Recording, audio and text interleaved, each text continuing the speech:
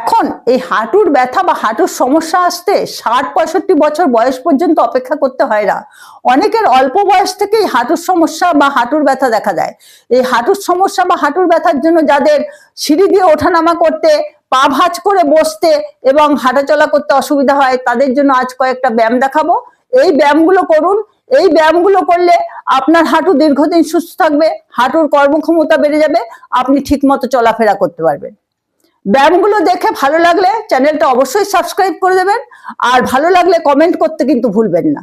প্রথম ব্যায়াম, এভাবে চেয়ারের মতন করে বসুন, বসে পিঠ এবং হিপস এই দেয়ালের গায়ে লাগিয়ে রাখুন। এবার হাত সাইডে রেখে এক একটা করে পা এরকম ভাবে তুলুন, আবার নিয়ে আসুন। 1 2 3 4 5 6 7 8 9 10 11 12 13 14 15 16 17 18 19 20। এভাবে 20 বার করুন। একটা সেট হবে 5 সেট ব্যায়াম করুন। পরের ব্যায়াম, এভাবে স্কোয়াট হয়ে বসুন, হাত দুটো দেয়ালের গায়ে লাগিয়ে পুরোপুরি টোর উপরে গোড়ালি দুটো তুলে দিন, পুরো পাটা তুলে দিন। 1 2 3 4 5 6 7 8 9 10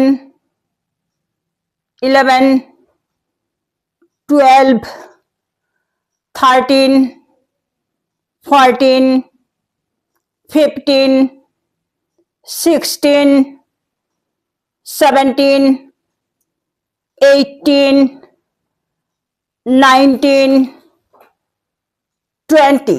এভাবে 20 বার করুন, 5 সেট ব্যায়াম করুন। পরের ব্যায়াম, এই পজিশনে শুয়ে পড়ুন। প্রথমে কোমরটাকে উপরের দিকে তুলুন, তারপরে পায়ের টোর উপরে ভর দিয়ে পায়ের পাতাটাকে উপরের দিকে তুলুন। 1 2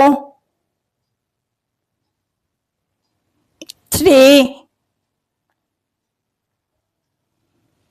4 5 6 7 8 9 10। এভাবে 20 বার করুন, 5 সেট ব্যায়াম করুন।